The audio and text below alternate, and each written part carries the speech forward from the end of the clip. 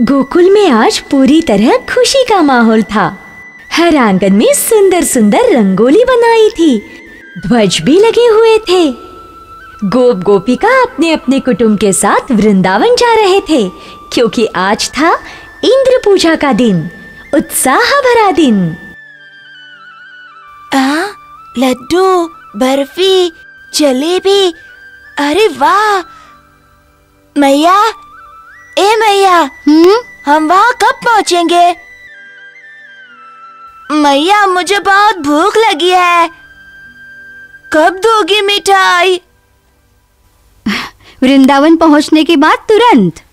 वृंदावन कब आएगा बताओ ना, हम वहाँ कब पहुँचेंगे? वो देखो दूर वृंदावन दिखाई दे रहा है। पर मुझे तो कुछ भी नहीं दिखाई दे रहा।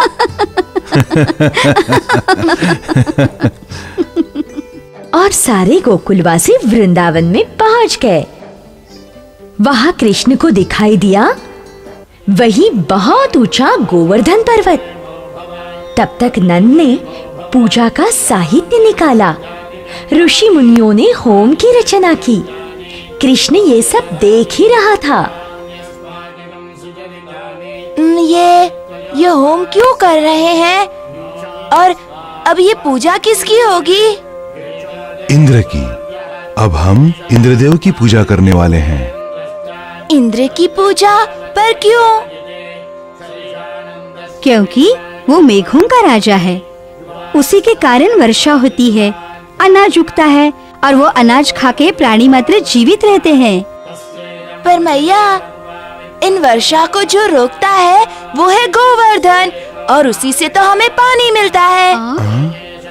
जो अपनी गायों को खाने के लिए चारा देता है वो है ये गोवर्धन पर्वत। सत्य है। जो हमें पुष्प औषधि देता है वो है ये गोवर्धन पर्वत। ये तो सच है। ये गोवर्धन पर्वत ही हमारा जीवन दाता है, इसका स्मरण क्यों नहीं? कान्हा सच है तो कह रहा है। ये तो गोवर्धन पर्वत की महानता आज कृष्ण ने हमें बता दिया। अच्छा हुआ। इसीलिए आज से हम गोवर्धन पर्वत की पूजा करेंगे और यही अच्छा होगा, है ना? इतनी छोटी आयु में इतनी समझदारी दिखाने वाले कृष्ण की ओर सारे के सारे प्रशंसा भरी दृष्टि से देखने लगे। उसका कहना सभी ने मान लिया। गिरि शिखरों का महत्व वो समझ गए और इसलिए उन्होंने गोवर्धन की पूजा का आरंभ किया। पूजा की थाली लेके कृष्ण गोवर्धन पर्वत के नीचे गया। मंगल दीप से उसने पर्वत की आरती उतार के उसे कुमकुम तिलक अर्पण किया और फूल भी चढ़ाए। उस समय एक बालक नहीं तो एक जानकार कुमार गोवर्धन की पूजा कर रहा है, ऐसा ही सबको लगा। उत्सव मना के सारे गोकुलवासी बड़े आनंद के साथ घर लौटे। पर यहाँ इंद्र सभा में क्या कृष्ण, तुम्हारा ये दुस्साहस? इन ग्वालों को सबक सिखाना ही होगा। अर्वत, प्रत्यार्वता, काल गर्जना, जाओ तुम्हारी समस्त मेघ सेना लेकर गोकुल पर आक्रमण करो, विसर्जित करो घर बार गिरि शिखर। मूर्ख लोग, आज तक तुमने मेरा सुस्वरूप देखा है, पर इस समय तुमने मेरी पूजा नहीं की। मेरा दिया हुआ जलामृत तुम बहुत स्वाद से प्राशन करते हो। अब वही जल प्रलय बनकर तुम पर गिरेगा। मैं भी देखता हूं तुम्हारा गोवर्धन तुम्हें इस संकट से कैसे बचाता है। अब क्रोध से पागल बने इंद्र ने अपनी काल रूपी मेघ सेना गोकुल पर आक्रमण के लिए भेज दी। उसने गोकुल पर कड़कने वाली बिजली के वार किए। संपूर्ण गांव जलमय हो गया। अनाज, जानवर, मनुष्य, घर-बार सब कुछ पानी में बहने लगा। अंत में गोकुल छोड़ के सबको वृंदावन में स्थलांतर करना पड़ा।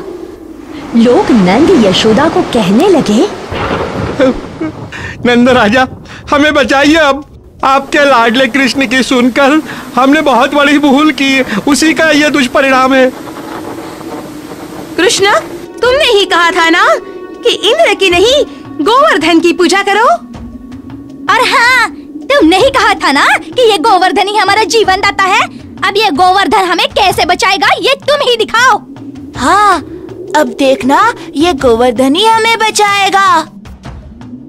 कृष्ण ने एक बार ऊपर आकाश की तरफ देखा और दमदार कदम बढ़ाते हुए गोवर्धन के नीचे चला गया। कृष्ण ने उसे वंदन किया। अपने दोनों हाथ उसने धरणी में गाड़ दिए और वो प्रचंड गिरी उसने उठा के हाथ पे रखा। सारे गोकुलवासी इस विशालकाय छत्र के नीचे आश्रय लेने आए। कृष्ण ने गोवर्धन कनिष्ठिका उंगली पर उठा के रखा। आप्तजनों का श्री कृष्ण ने उस भयंकर प्रलय से रक्षण किया। यहाँ इंद्र भी थक गया था। हे श्री कृष्ण, तुम निश्चित ही मानव नहीं हो। कौन हो तुम?